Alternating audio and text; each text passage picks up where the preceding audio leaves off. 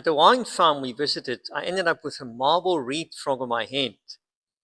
To find out whether that was a good or bad thing, come along to Spier wine farm to see what we encountered over there.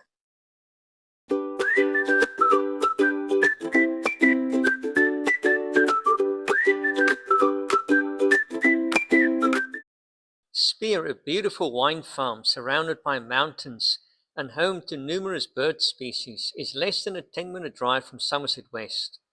Spier was founded in 1692, and its quality wine attracts large numbers of local and international tourists.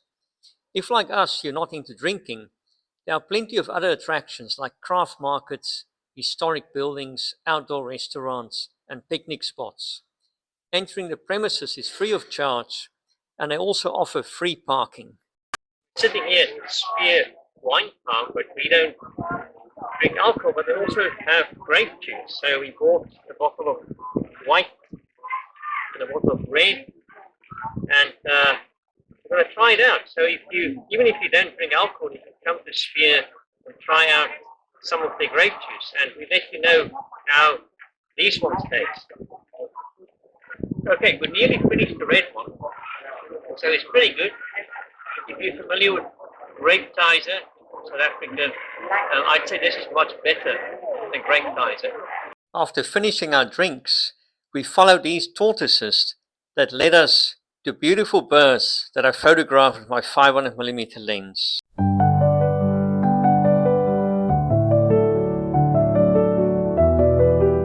The first bird we got footage of at Spier was the red-knobbed coot.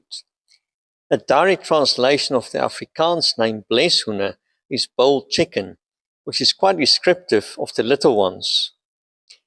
Red-knobbed coots can have a wingspan of up to 85 centimeters, and adult males weigh between 770 and 910 grams, with females weighing between 455 and 790 grams.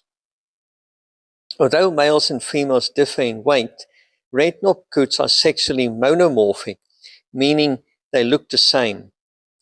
Their diet consists mainly of water weeds, but they sometimes eat eggs of other birds as well.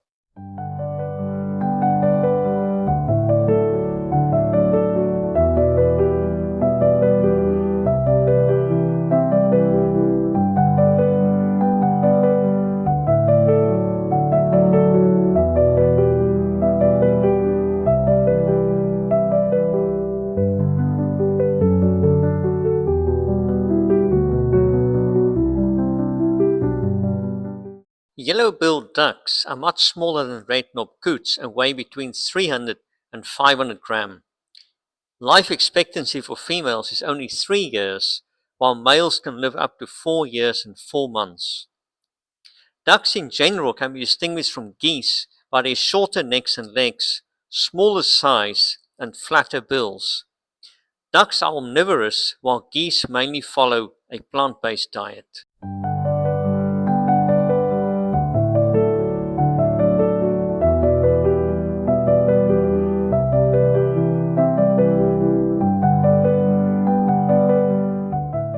The Cape Canary is part of the finch family and is a resident breeder in southern Africa.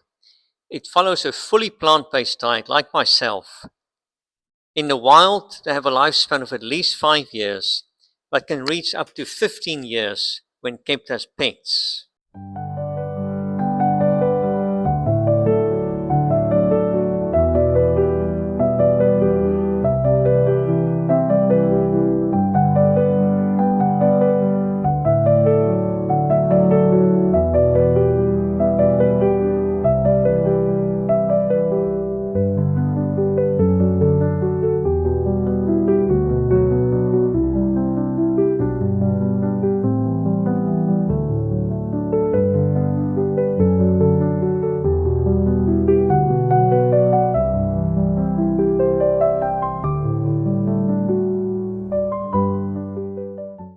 African darters are predatory birds, mainly feeding on fish, although their diet also includes snakes, amphibians, terrapins, reptiles, insects, and snails.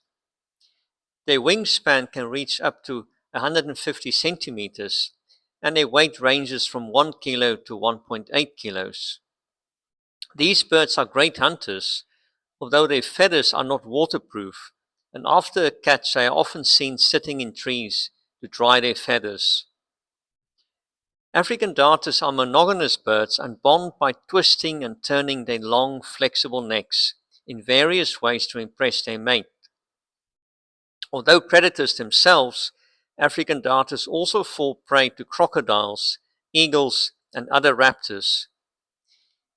Humans pose a threat through habitat destruction and egg collection, but fortunately for them, no one will collect their eggs or destroy their habitat at Spier.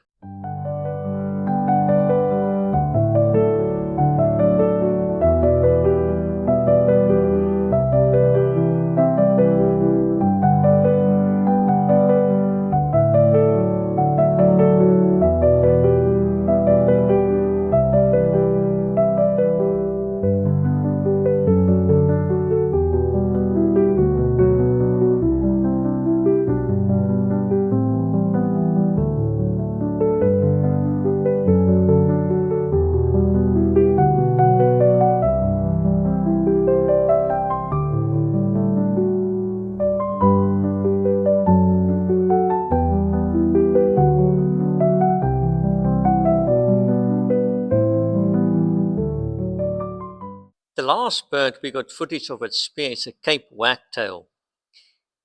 These birds feed mainly on insects, although they won't refuse scraps of human food. Males and females build their nest together and mate for life.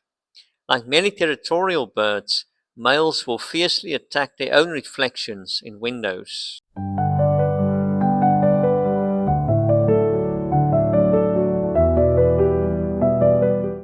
As I went to see a man about a dog, I spotted a marbled reed frog on a toilet wall.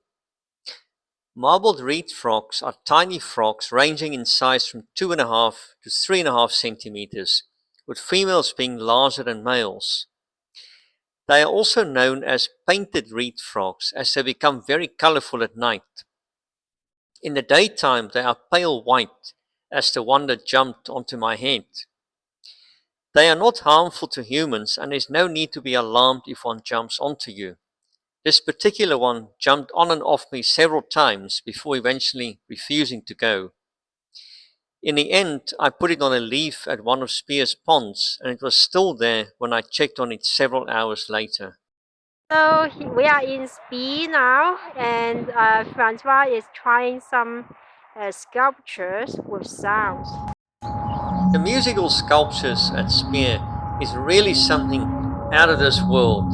As you can see, you don't even need to touch them, you simply move your hands around them and they produce these incredible sounds. And each of them has a unique sound. So if you're ever in the area, come along and check out these rocks. Music.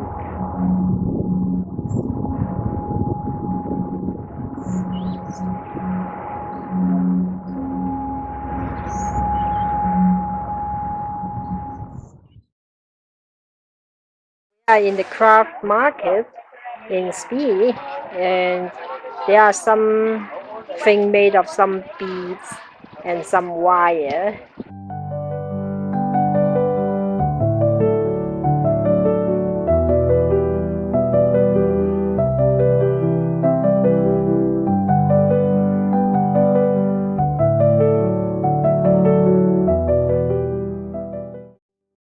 And there are some sort of paintings.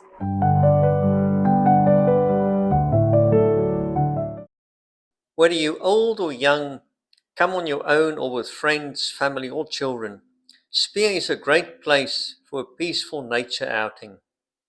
The walking routes are easy enough for all ages, and there are several benches to sit down for those needing a rest or simply wanting to pause for peace and ponder on the wonders of creation on display in Spier's gardens. Spier used to have a section where one could have close encounters with rescued owls, eagles, and other raptors. Although that no longer operates, we were fortunate enough to visit the Eagle Encounters section in November 2023, and you can see a few of the pictures I got of the birds they used to be. A peregrine falcon, the fastest creature on the planet, a spotted eagle owl, a Harris hawk, and a Cape vulture.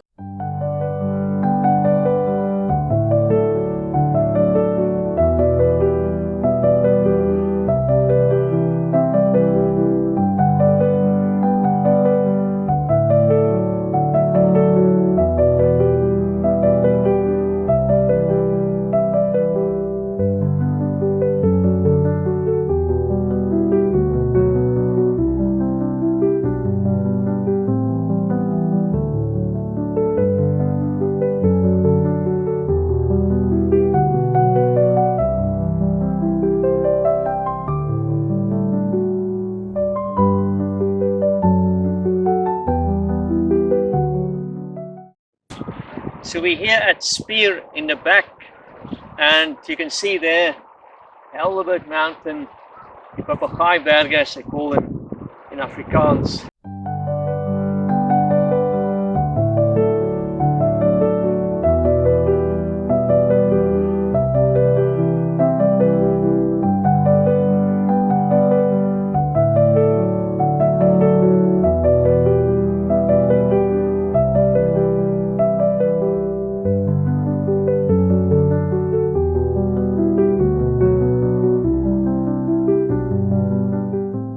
We've come to the end of our visit to Spier and hope that you enjoyed it.